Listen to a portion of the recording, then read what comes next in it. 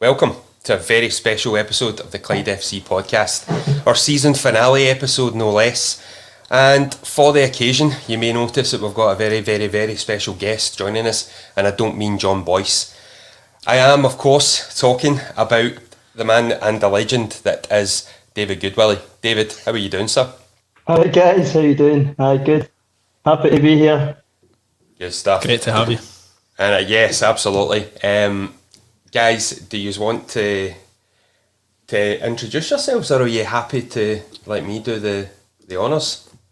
You're the host, Paul. Right. There you go. So you may notice we do have a bit of a busy studio tonight. We got all, or as many of the guys possible. The second that we did announce that you were on, David, it's fair to say that the list of people wanting to host the show was quite significant. Unfortunately, there is a limit to how many we could have. So really, really, really appreciate your time. This has been the most requested podcast, I think it's safe to say, since we did our very first show. So yeah, I'm going to throw some stats out. Now, David, in your time at Clyde, it's safe to say that you have become an icon, a legend in the Clyde fans' eyes. And this is why. So in your time, you've played 151 times for the club, 143 starts. You're now the club captain. You've been directly involved in 129 goals, 92 scored, 37 assists. For your statos out there, that's a goal every 99 minutes that you've started a game. You've scored 4 hat-tricks for the club, scoring 5 times in one match. You even broke a club record for a hat-trick of penalties in the one game, the same game you scored 5. And you are currently 9th in the club's all-time goal-scoring list. I'm going to stop for breath. That's quite a list of achievements there, David. Like when you say all out loud, like I didn't even know half of them. But all the boys know that I just live for scoring goals. So see, assists, I don't count them. I'm all about what we could win 5-0. I don't score. I still go home raging it away. It's a good way to be though, competitive, isn't it? Yeah, I don't know. I've always been that for a young age, but obviously I'm still happy if we win deep down. But obviously I want to be in that score sheet. But I don't know. I'm like that in training as well. Boys will tell you I moan all the time. I'm probably not the biggest moaner though, but I'm up there with them. Like. We will come back to that, David, because you've had that accusation labelled at you by quite a few teammates this year. But I'm sure we'll be able to turn the tables on them as the show goes on. Oh, wow. Now, obviously the season has just finished. It's fair to say that was a season like no other. From your perspective, how did you feel, in particular since March? What was the kind of physical issues that you came across? Because it must have been brutal.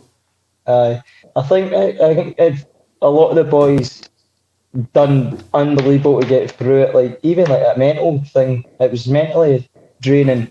Just every couple of days away somewhere far away, it felt all the time. On a bus for long periods of time. It's not like you're on a bus having a good time. You maybe on a bus with about 8 other boys and we're all separated, so it's not even that we're sitting enjoying it, you know. So mentally it was quite hard, and physically I think a lot of boys worked that hard away when we were on the break that they were ready for it. I think some of us probably did too much, thinking we need to be ready, and sometimes you can do too much and you pick up niggles and that. Like I did, I felt like I did too much, and then maybe the last training session before we had the first game, I got a problem with my groin, and I thought I could be fine, and then it turned into a tear, and I just kept trying to play through it, and then ended up getting another one on our side. But I'm just glad we got over the line. It was relief. I feel relieved. Yeah, as far as the season goes then, given the circumstances and the way that it played out, is finishing 8th ultimately a successful season, or is there still maybe a slight disappointment that we didn't? I think if you speak to any of the players, that there is disappointment there that we kind of underachieved again. We had good players, good squad. I think it was just tough, and it was tough for every team. It wasn't just us, but I feel like we got we kind of got a hard run at it with a lot of far away distance games. Like, you know, it was tough. Travelling doesn't help. We've got players that have got jobs up at 6, home at 6, back to training. Sometimes having to leave early, go up to Peterhead, Brora. It was just a nightmare. It was, but I do feel it was a bad season for us, I think. But in a way, it's a great season the way it ended, because the situation we found ourselves in towards the last few 4 or 5 games, like in the end, it felt like we'd won something, you know, because it was just, we didn't want to play another 4 games and play that lottery in the playoffs. It was mad. Yeah, Danny mentioned after the game that the boys were just on their knees at the full-time whistle. They just didn't have another 4 games in them, probably let alone maybe even another 2 games in them. No chance. That's what I'm saying. We met up on Saturday to discuss a few things, and I was totally injured on the Saturday. There's no way I could have played another game on Saturday. Thank God we somehow managed to scrape through it, and because I probably wouldn't have even been playing on the Saturday. I would maybe been touch and go for the Tuesday game. That's just the way we found the position we were in, and there would have been another few players in the same position. You did say that to me as well, that you never felt as if you were any refreshed in between the games at all, or you had any respite, that every game was coming so thick and fast, you never felt rejuvenated or anything. I know, it was like, you always thought, like after a game on a Tuesday night, you knew you were going to a game on a Thursday night. You're thinking after the game on Tuesday night, there's no way I'm going to be alright to play on Thursday. But somehow you manage to just do it and just get through it. It's like autopilot, like you got to get through it. And I don't know how we done it. I really don't. Yes, you were saying about the mental aspect of it as well, you know, with the really difficult season. How much a factor do you think having a gaffer like Danny Lennon had with that? Because, you know, boys have came out and said that he was a real motivator for the guys. Was there anything in particular that Danny, you know, brought to the group to keep spirits high? Or I just think it's everything that gets thrown at him, he just takes it in his stride. Like, he never ever panics about anything, and he always believes we're going to get the result we should get, and that, you know, he always calm influencing us all, and he like game after game you're thinking what's going to happen now, and he's very calm. Like, he never really shouts, he's even at half time if I've been rubbish, like he's always constructive in how to get better. Whereas, I mean, I've been a player coming in at half time shouting that, and it doesn't help, it doesn't, but it's just passionate. But the gaffer is passionate, but he's a clever guy. He's pretty clever. So I think the way he motivates us is just calming us down, really, and try to get us focused on what's going to happen next. Calms you down, and then you get them fired back up. And Moody does the show. I go mental, Moody goes mental, actually. Moody goes off his head. It's fair to say, guys, that the comments are absolutely... Give me that any day. The comments are fair firing in. I've just been bringing a few up just as we go. Clearly, obviously, David, as you can see, the fans they adore you, quite frankly. We've got a couple of questions, though. So, God, I can't keep up with the comments. This is ridiculous. I can't see them. Keep them coming. Talk amongst yourself, guys. I'm a professional, honest. Keep them coming. Here's a good one. Mark Stewart. So, you're contracted for another 2 years, David. Would you stay longer if Danny wants you to? My plan is with Clyde, I want to play till I'm 40, so if I can stay there till I'm 40, I don't know if I can physically, but then I would love to fall into I'd pick up cones, collect the balls in for Clyde if that's what it meant to stay. I don't know if you can hear that. I think that's the collective celebration of the entire Clyde support. Right. I thought that was those Rangers fans getting the fireworks out again, but it might just be the Clyde fans.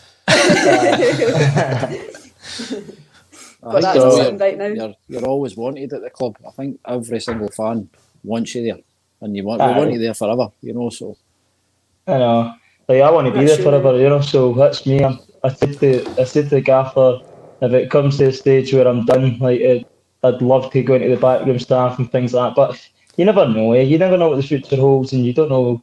People come and go, and it's just you just need to take it as it comes. But that would be my goal with now. If I was to say what's going to happen in the future, I'd love to fall into that kind of path and help younger players that maybe try and keep them on the right path. Because I know I've obviously been the wrong path a few times, but it'd be good to give them my knowledge, and how to Experience. experience and that, It's actually a good question just on assisting youth players. And again, I've lost it because of the amount of questions that are coming in. I should have known this was going to happen. It was from Graham Caldwell. David, as a fellow striker, do you think Lewis Jameson has the attributes to make it to the top flight in Scottish football? Lewis made quite an impression in his short time at the club. Oh, aye, 100%, aye. Like, do you know what he's got? He's got like a bit of arrogance. He believes in himself, and it's brilliant because you see a lot of young boys come in, they're a wee bit in their shell, they're kind of scared to try things. To be fair to LJ, not scared to try anything. He was brilliant. The thing is, he's rapid, he's left-footed, he can go on his right, he can go on his left, but he was great the whole time he was there. And one thing about him is he works his socks off until he can't run anymore. Like when I was playing through injuries, like he was helping me more than I was helping him because he was doing my running as well, so I could hardly move. You know what I mean? That's brilliant.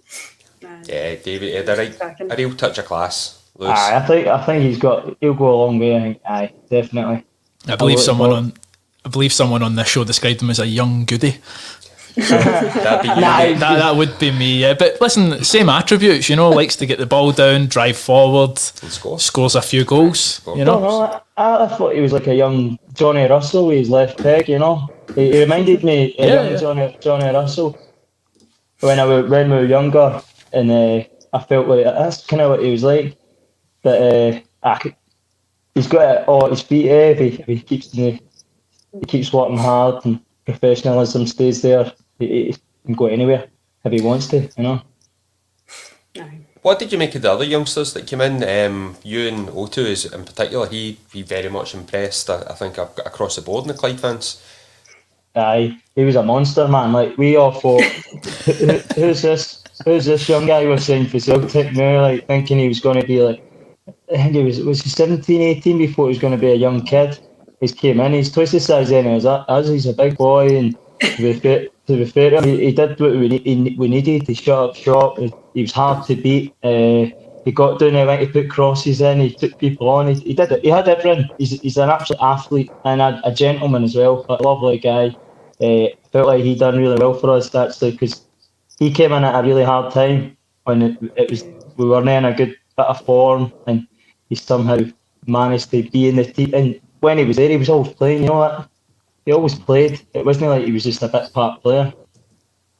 I think he had a good mentality as well because if you don't mind me saying so, you're quite unforgiving on the pitch. Aye. If somebody just take the ball when you want it, I it shows it. used to shout at him for his throw-ins. I used to say to him, right, you need to practice your throw-ins and that. And then we'd laugh about it after the game, but oh my God. They had a good mentality to take him through that because it must be a bit daunting when they're up and first time really seeing the football up against grown guys and they're getting it the offside, At the end of the day, it's a professional sport. We're all there, we all want to win, but nothing is personal ever.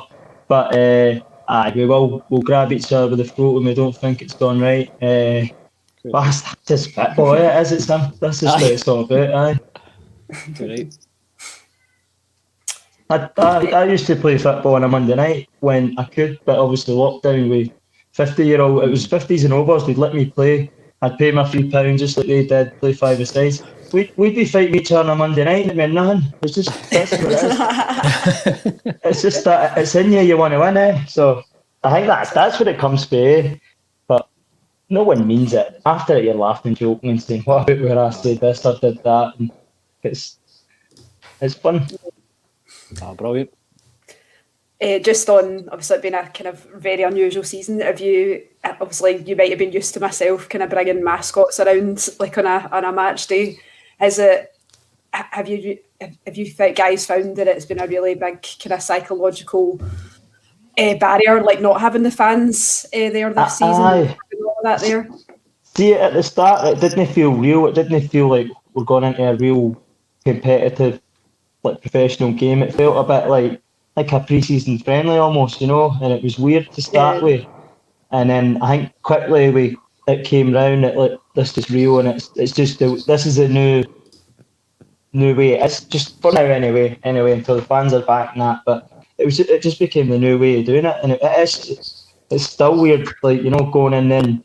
You have to sit 2 meters apart and all that. And normally you'd be in amongst it, music going, but it was really weird. And even seeing the mascots or anything, no fans, nothing. And because normally it'd be like a big spectacle of a day, you've got a home match, got loads of things going on, programs and things like that. But it was just kind of you're going in, you're doing your job, and get out as safely as you can. And it is weird, but we all miss it, like the normality and the fun of like the big day, because it was a big day on a Saturday, wasn't it? If you're playing at home, it was. Yeah.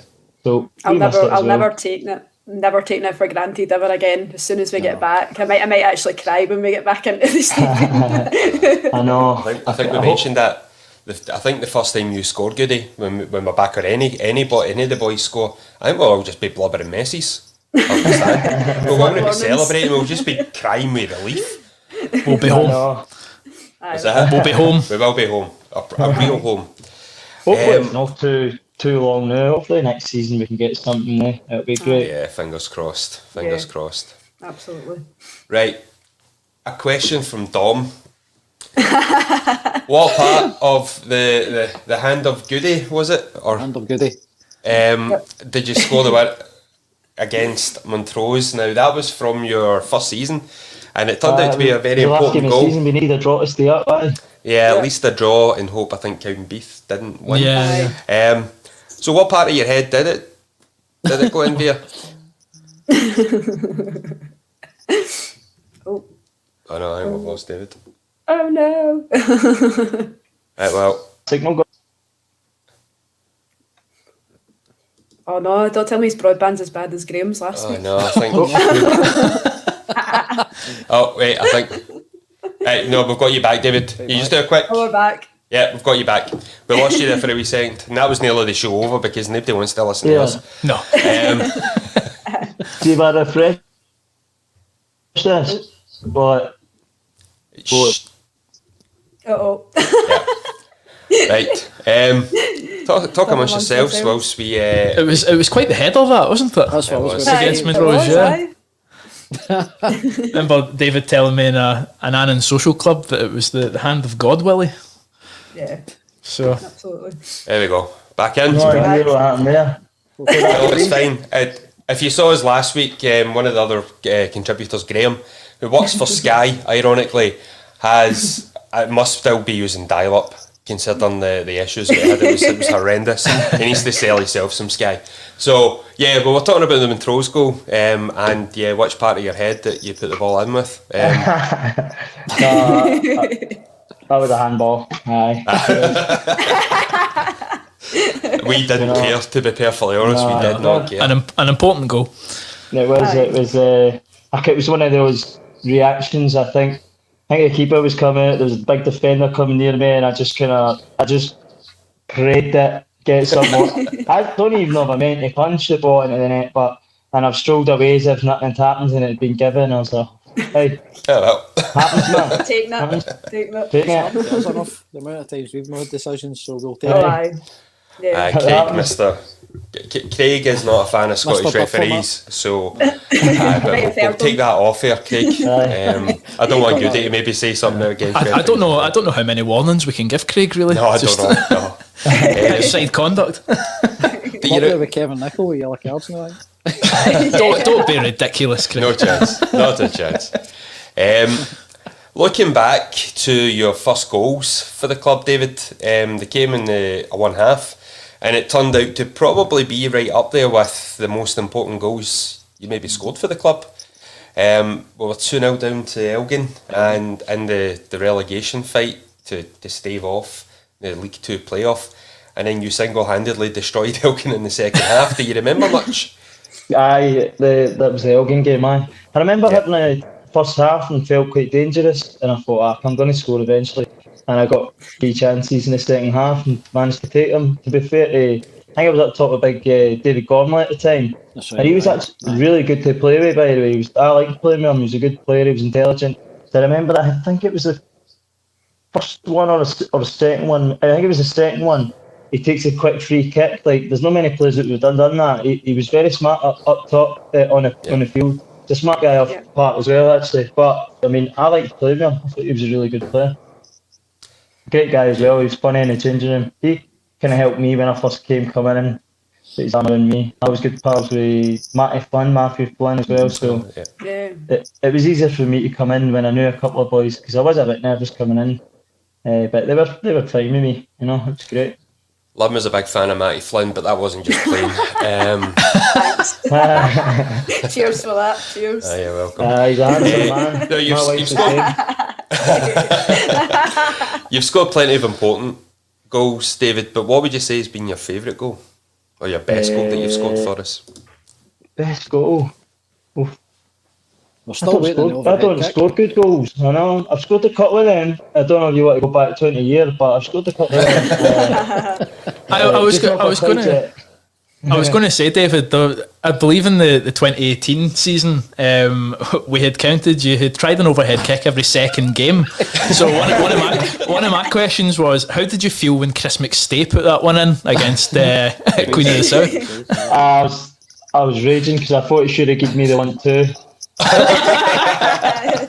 That was some finish that, eh? No, I think I've chipped the ball into him thinking, give me it back, and he's done that. And so I was a bit like Howie's reaction to think, whoa, what's just happened there? Thank God I never got caught in the camera. But what a photo that was of Craig Howie. I know, I couldn't believe it as well. I think a lot of us were like, wow. But he had that in him next day. He had some, like in training, he scored some belters, and he just played a bit more deeper for us, and that's probably why you never seen it as much. But he did. He had a few banger goals in training, and that he was good striker of the ball. My best goal, I've never. I don't even think I've scored a good goal for Clyde. Maybe. I think you've scored quite a few. I don't know. There's one that you probably haven't even seen. We played a friendly against. It might have been Owl or St Mirren or something. It was like a pre-season friendly. It was outside the box. I've caught it perfect in top hand corner. I don't know if any of you remember it. It was maybe a couple of seasons ago. Was it Alaba at Broadwood? It was on Broadwood. Yeah, and it was quite probably my best strike I've ever hit in my life. But unfortunately, it was in out the box. No, really.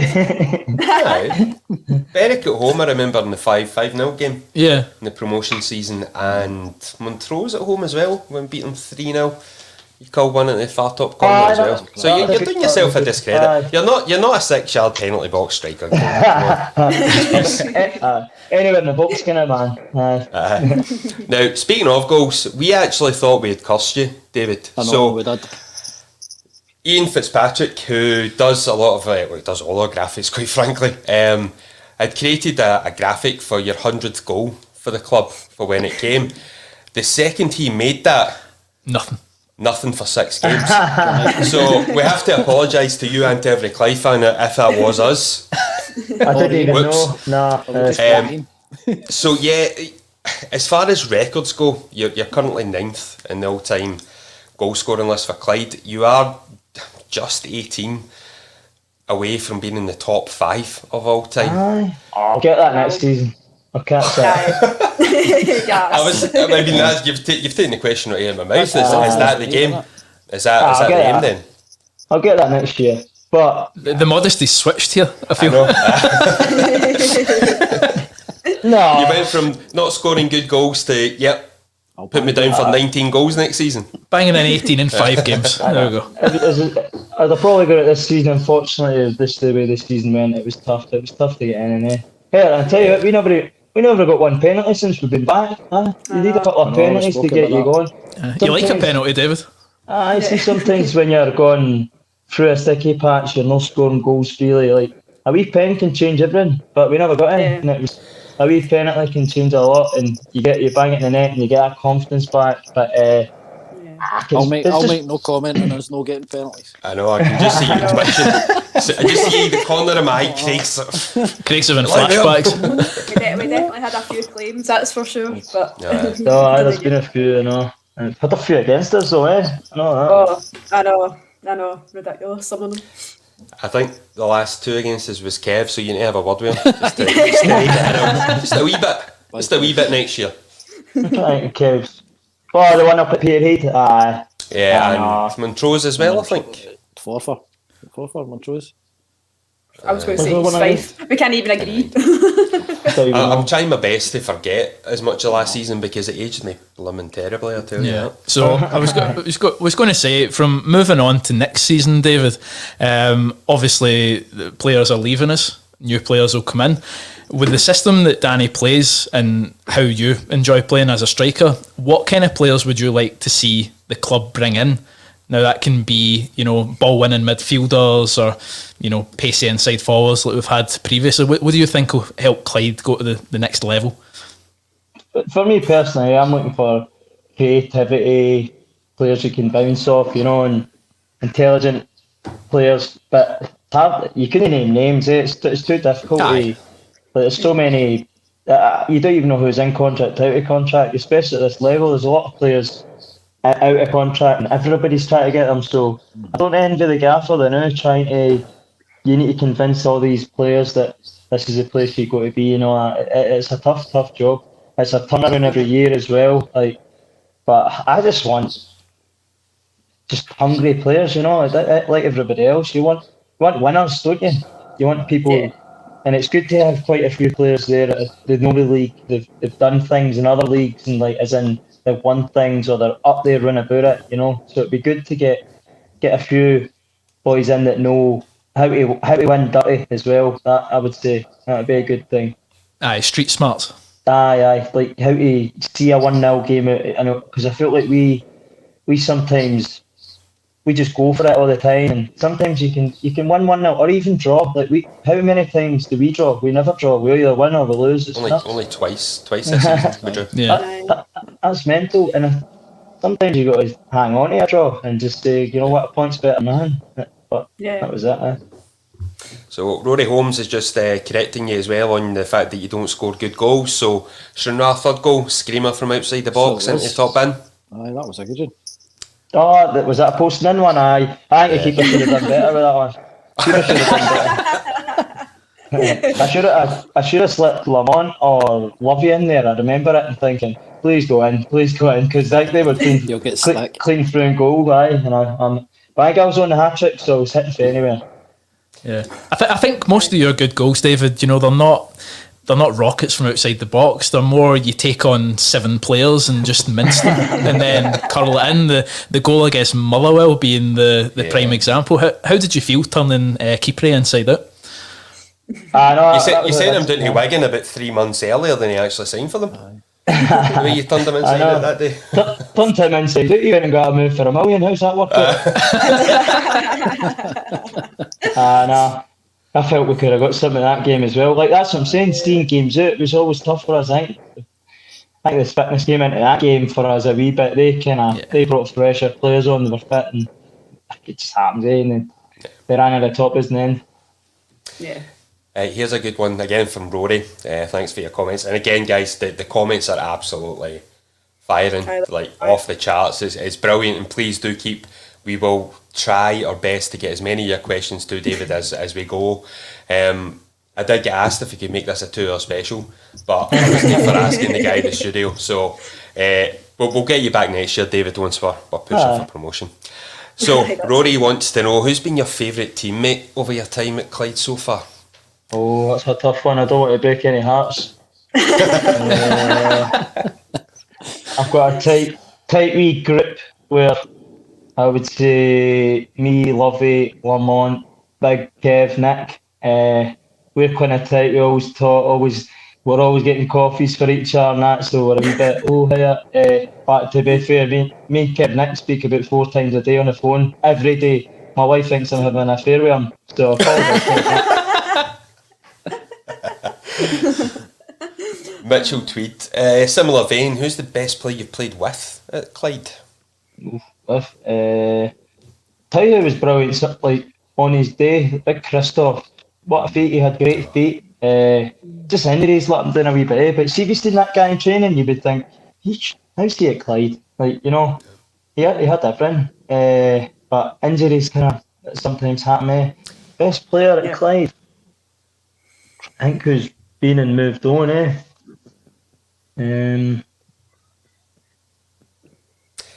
Tough. That's a tough one. There's been a few, aye. We'll let you think about it, Mitchell, but we'll get an answer for you. That sounds like there's not been any, But it's possible too many. Tough choice for the wrong reasons. Yeah. There's been a few, man. There's a lot. Ryan, Kyle, obviously with the comings and goings of the pre-season, obviously you mentioned Mark Lamont and Martin McNiff in particular from the promotion season. Obviously they are unfortunately moving on. What will the dressing room be like next season without these guys? It'll be weird. It will be, because you're used to seeing him. Like, I'm really close to McNiff as well. He's been here since I was there. Lamont's been maybe a year after me or whatever. But I'm really close with they two, and it hurts that they're moving on and things like that. But I'll still keep in touch with them. Like, you know, I've been speaking to Lamont today. Like, you know, just text and banter and that. So hopefully they get teams and we can even play against each other and have a bit of banter together. But it's not the end of their friendship, but it's the end going in and seeing their faces in the changing room. I will miss them. I'll miss Lamont so much, because so daft. Like, it was so daft. We did have a few people say, he was the least intelligent in the teammates. He had some funny conversations with him on the long bus journeys. Like, Lovey set up a quiz for us once, and we had to answer questions to see who was the daftest out of me and him. I ruined him. You know, I don't think he got one question right. I must have got about 7 or 8 out of 10 right. But he actually thought he was more clever. Madman. We've heard about these famous bus quizzes. Aye, the bus quizzes are brilliant. But the problem is with Lamont, he didn't know that Ali Love texted me all the answers the night before. See, Lovey never told us that. So I had all the answers, and Lamont was like, China, and I was like, nah, it's not China. Oh, it was great. But I actually did know a couple of them, but he never knew any of them. It was brilliant.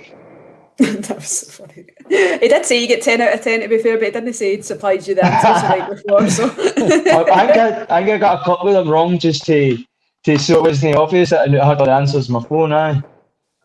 But he's probably, if he's hearing this, he doesn't even know that, so he knows now. Exclusive. He'll be raging. There's a good question there from Dom, actually, just on obviously the kind of playoff promotion season. How gutted were you to go off injured during that game? I was devastated, and I tried to play on. I couldn't even walk. My foot had all swollen up, and I was gutted, especially when we got a pen. I could redeem myself after missing the one against Anna. But to be fair, I was still that's the happiest I've ever been for somebody else scoring in my life. I think I was so relieved just to get Everline there as well. And to be fair, I've seen Lovey step up. I've never really seen Lovey miss a pen, and he doesn't miss them ever in training or that, you know. So I felt confident him hitting it, you know. I was happy. Good.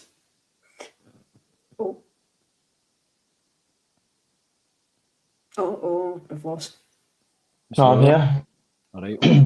We can't hear you, Paul. I was muting myself because I was having a coughing fit. Don't be saying that out loud. It's just the man flu. It's all good. Is there an away ground you least enjoy going to?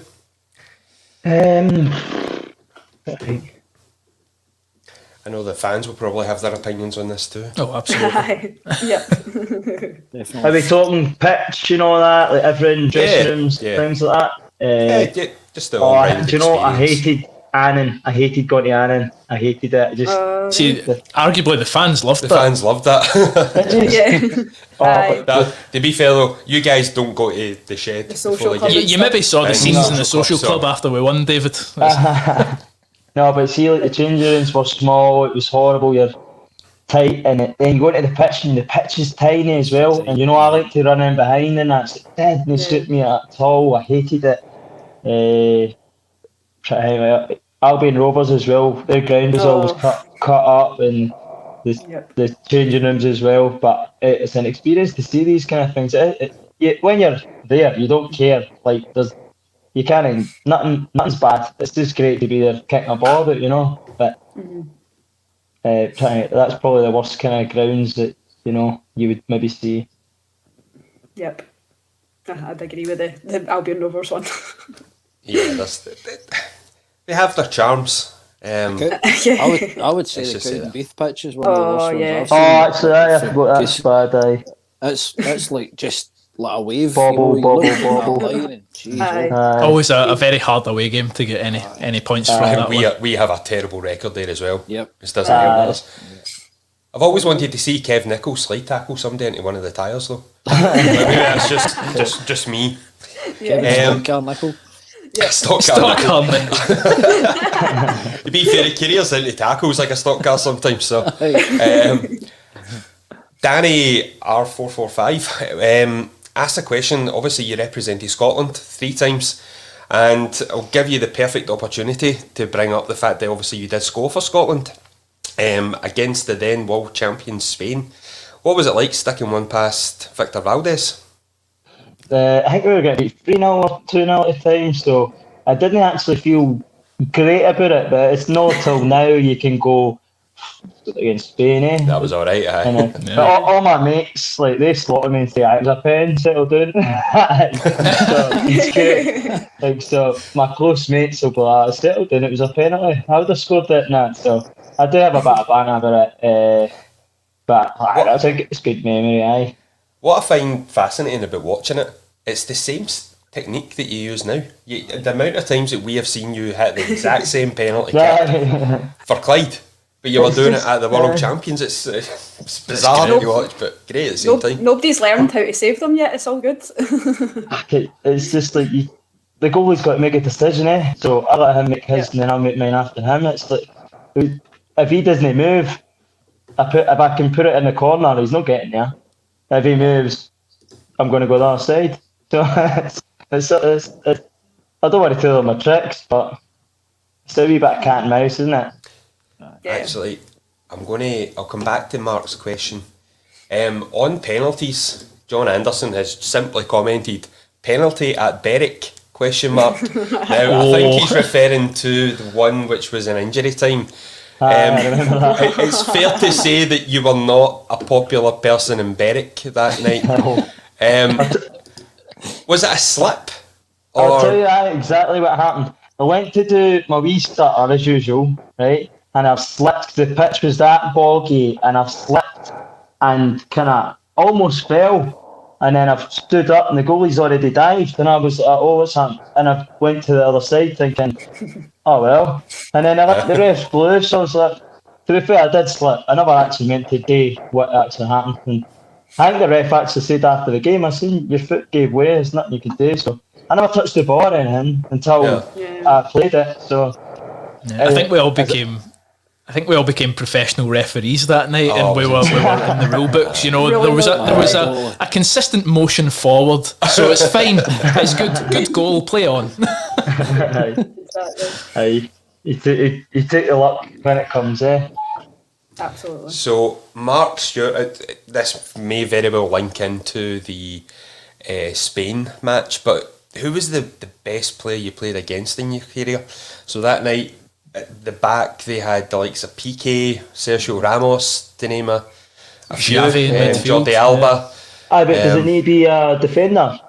No. Any position. Because player-wise, they played against David Silva a couple of times when he was at Man City and at Spain, obviously. Just controlled games. It was nuts how much he had the ball for so long, but it was always 1 and 2 touch, and everybody beat him it. Actually, no, I was on the bench against Messi when he played. Barcelona played Dundee United. He scored a hat-trick in 20 minutes and went back off again or something. But I never got the chance to play along against him, but I was there and I was watching on the bench. But I'd probably say David Silva. He was incredible. Like, just controlled the game all the time. It was his pace and his wee through balls and things like that. Unbelievable. I'm trying to imagine David Goodwillie and Lionel Messi in the same pitch, and to be honest, I think it's football perfection. I know who I'd rather have. I know who I'd rather have in the Clyde team though, and he's in the chat with us. So you'd go away to Albion Rovers, I think so. I'd like to see him try to control the ball in the pitch. I wonder what he'd make of the Cowdenbeath tiles. Or just the pitches in general. Nah, to be fair, I think he'd play anyway. Big Kev would have him in two. He wouldn't last long, Big Kev. He can add him to his collection. Dean, you touched upon it a wee bit earlier, David, but how much have you missed the fans this season, and how much can we influence and help your performance as well as the rest of the team on the pitch? Fuck, it is. The fans are massive, isn't they? Everybody says it, it's so cliche, it's nothing without the fans, but it isn't. You're scoring a goal and you're running an empty stand. It feels weird. Like, what am I doing here? Like, it's like you scored a goal in training. You're not even celebrating with the fans. It's when anybody scores, like they run to the fans, don't they? And you celebrate together and bring that joy. And I don't know. It's a feeling you can't explain, but it feels like there's something missing, and it's obviously the fans not being there. It is just, we can't wait to get it back to normal. I can't wait to get back to normal. It's been too long, eh? I said that last week as well when you scored the winning goal against East Fife, that you run to that section where the main nucleus of the fans would be. It was kind of like that. It was automatic, I think. I think it is. I think when you score, you run there, they're there. And, I think I've done it a few times running there, turning and went, oh, there's nobody there. So, I'm not turning back now. Committed. I've committed. I know. Poor David around there. And I never get any good pictures. I'm running all the wrong ways. You run away from me. Keep running. I know. I know. I don't think you can't. You don't think about things like that when you score. I know. I'm just trying to not jump about at the same time anyway. I know. I don't know how you do it. I don't know how he does it either. Quite honestly. Especially that night. Oh, I know. I know. Michael Batmer, he's asking how big an influence on your career has your dad been? Saying that he used to chat to him pre-match, and every game he would tell me, he's up for it today. I fancy him for a hat-trick. he's feeling dangerous. He must have. That must have been after a couple of pints, then, eh? Because when we drive through together to the games, he's like, I don't know about today, it'll be a tough game for you, and that. He winds me up, so I don't know. The good thing about him is he never ever pressures me to do anything. He must be doing this behind my back to all the fans and that, but he'd never say that to my face and put me under pressure. Even when I was younger, he never forced me into football or going to training or that. He just let me do it myself, and so that's one thing I like about him, because you get parents that kind of force them into it, and they maybe don't want to do things, but he never ever done that to me. I remember one time he said to me, "You score a hat-trick today, I'll give you a $5." This is when I was younger, obviously, eh? and I went out and I was like, I'll need to get that $5. Going to get the munchies after the game.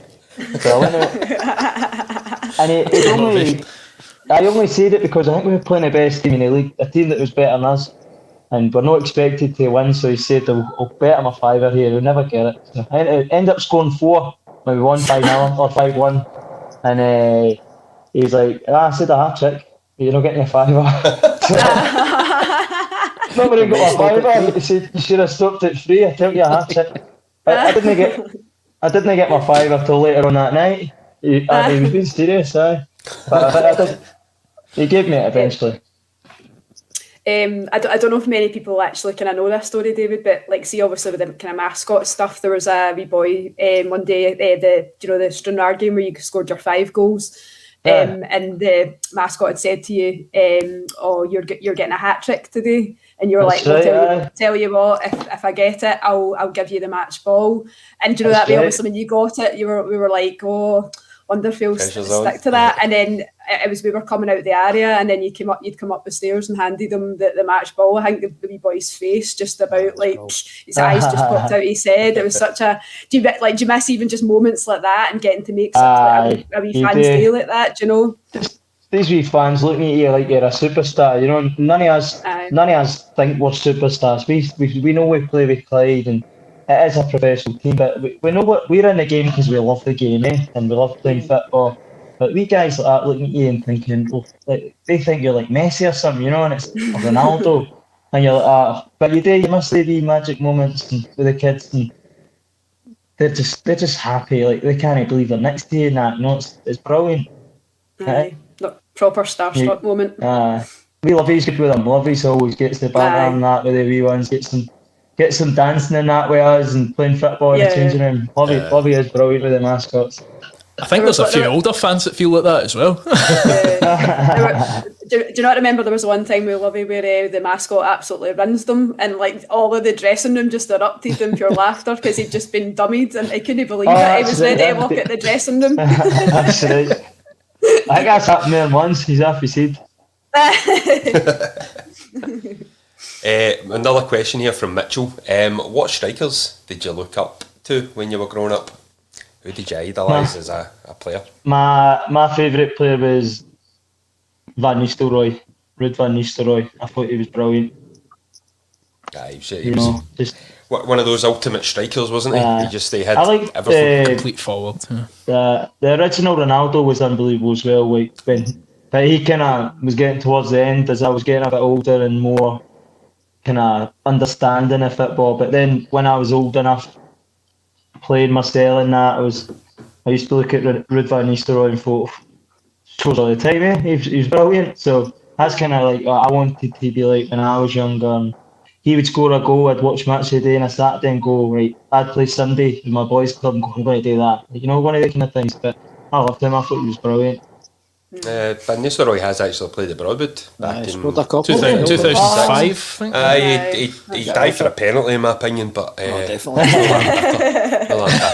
But Another bad decision. Right, Craig, settle. Somebody get Craig Lawyer it's in the went belt. all weird again. Can you hear me? Yeah, no, we can hear you fine. Yeah. Yep, all good. I guess after a certain time it goes a bit weird.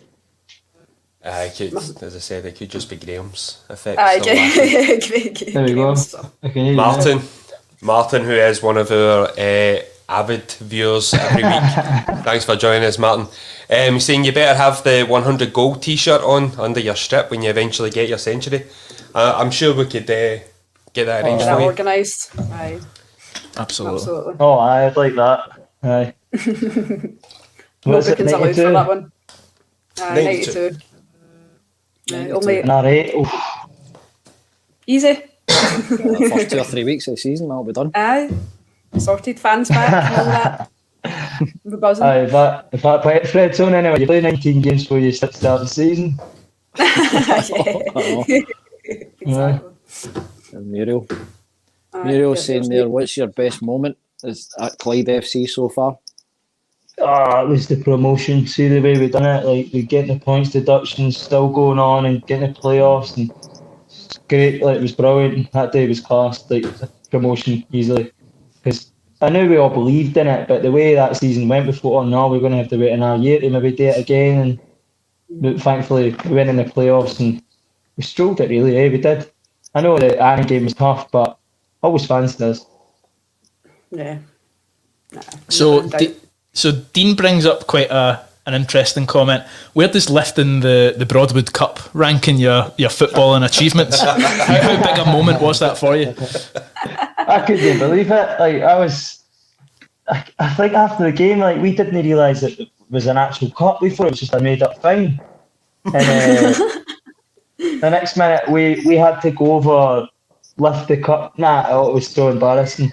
Like because all the lads were like, "Oh, good, I go pick up the cup, man," and that. We're like, "What the hell's the cup?" We looked through and there's a cup there, and we're like, "Oh no!" Like, and Stirling were just staring at us, thinking, "What's going on?" It's just pre-season friendly or whatever. Anyway, Yeah. But hey, stick up, take it. Absolutely. A wee prelude for the proper thing, I think. It does bring shades of the Man United game, though, when Ryan Giggs had to go and lift the Optical Express Challenge Cup. I can't hear it, mine. I think they gave us it back. I think it's in our trophy room.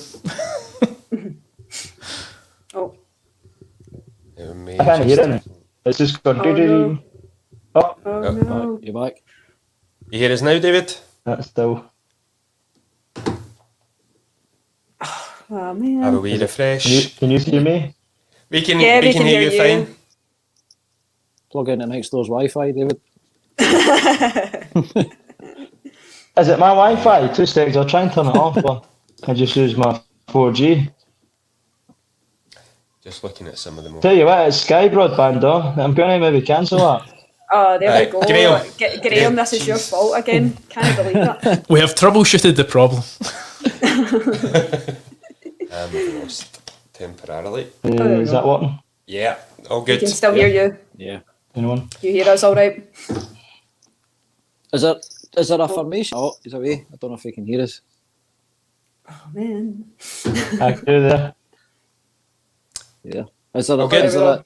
my wee fella Lewis was asking, is there a formation you prefer playing, a 4-3-3 or a 4-2-2 or just whatever gets you A goals? 4-2-2. 4-4-2. Jesus cake. It's difficult enough for 11 in the park. 4-4-2. We'll go with it. We played with 12 against Bordeaux for a wee bit, mate.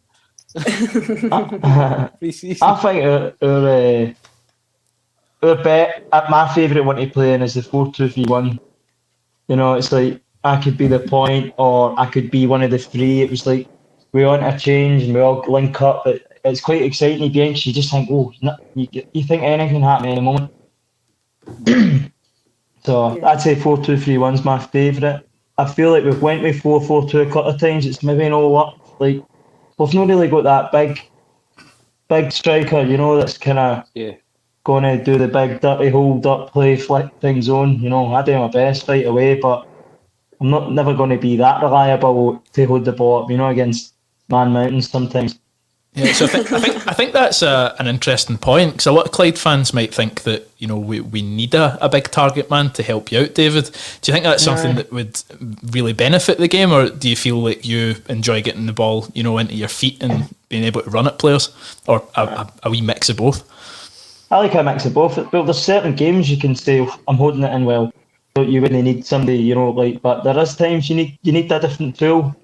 And you need to bring it out, and it wouldn't be a bad one to have, you know, because I can play kind of in tight on the right or one behind the big guy. So, I mean, it's just something different to have. I think it would be nice to have, so we can mix it up a wee bit. Yeah.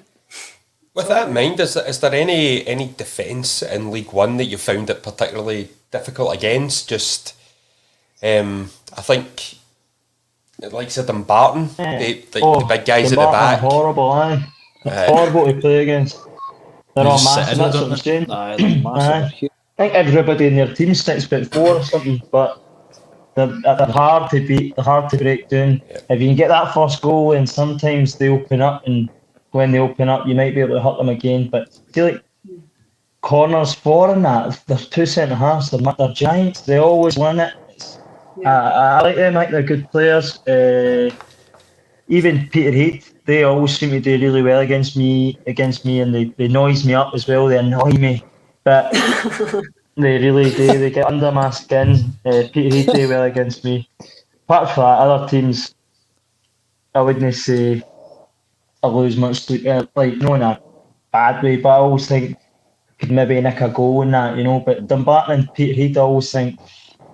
I might not score today. You know, it's one of the ones. So Rory brings up an interesting comment. So you've won the Scottish Cup with Dundee United. Any chance of lifting the trophy with Clyde? I think Rory's getting impatient here. Yeah, given the fact that you've committed to the next 8 years at the club since you're playing till you're 40, there's a good enough window. Yeah. Well, if we get a billionaire takeover, you never know. You know. Well, that's all we need. We'll sign De Bruyne on that and see what happens. Play the real life championship manager. We had Pat Nevin in the studio last week We're doing a wee interview with him ahead of a show we'll be releasing next week. And I probably should ask him because he does a lot of work with Chelsea, and just to see if Big Roman fancied a wee side project from Scotland. Just a wee bit on the side, just to keep his interest in the game up. Feeder club. Wee Scottish project.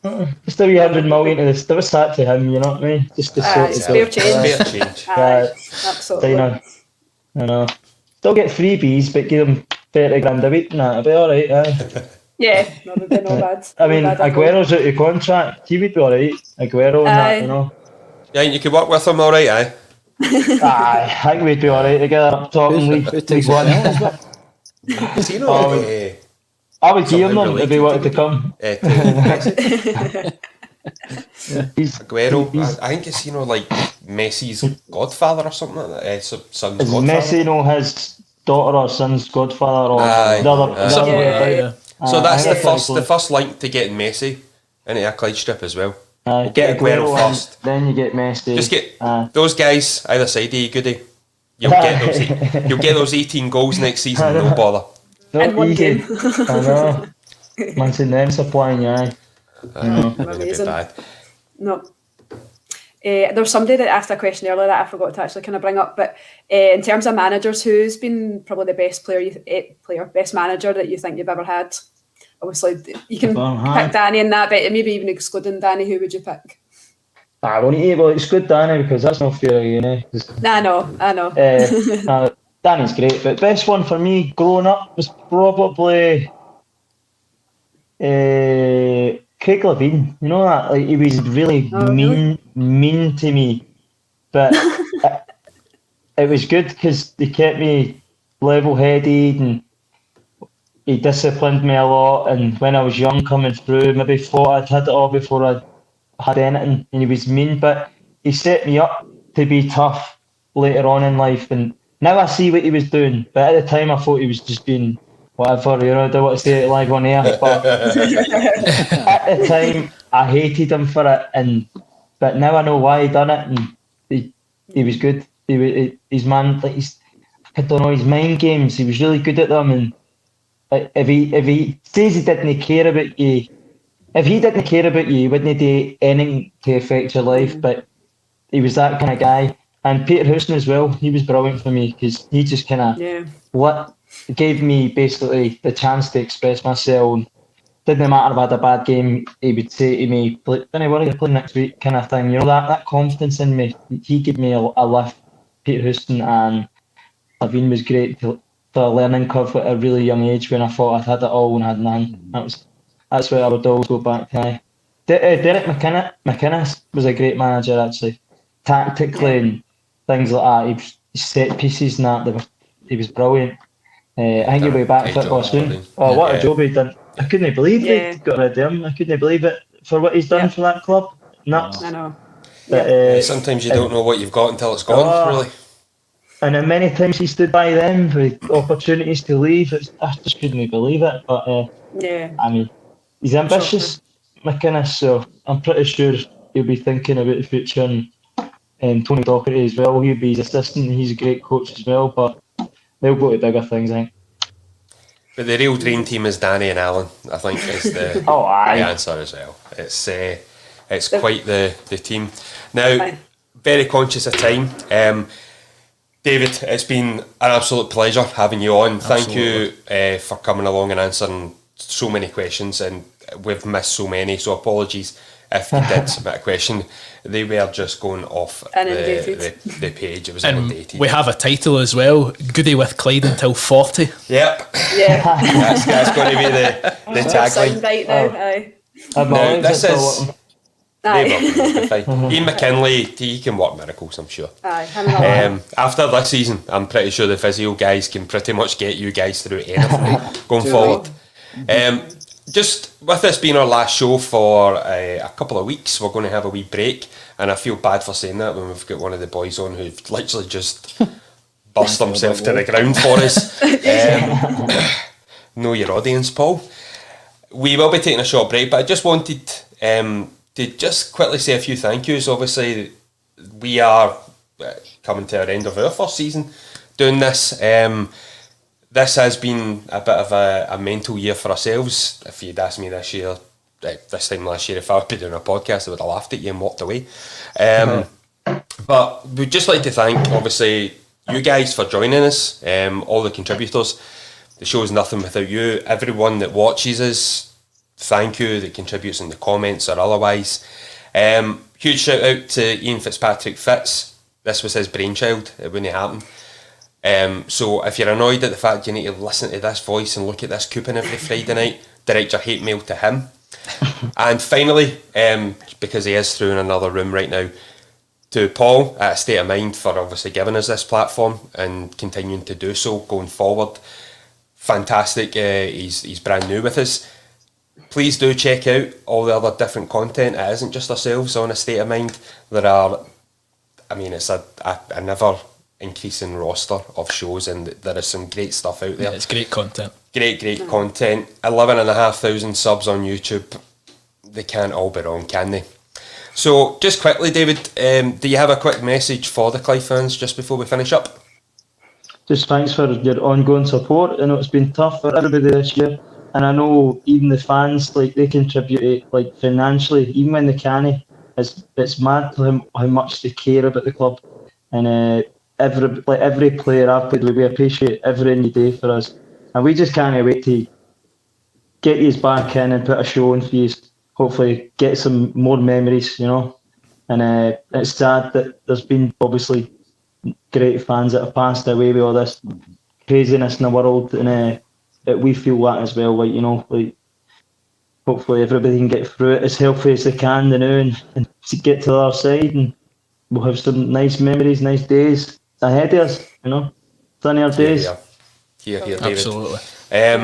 Just like to echo that. Obviously, it has been a very tough year off the park for a lot of people, and there's been a lot of lifelong Clyde fans, young and old, that sadly have passed us. So, the season of all seasons, it really has been, it's come to a conclusion. We will be back next week, as I said, with a pre-recorded show, with our interview with Pat Nevin, the Clyde Hall of Famer. It's a great interview. Very frank and open is Pat, so you will enjoy it, so please do check it out once we release it. He's promoting his book, The Accidental Footballer. So with that, there's nothing else to say, guys and gal, but thank you, and until next time, come on the Bully Wee. On the Clyde. On the Clyde. Cheers, guys. Thanks, guys.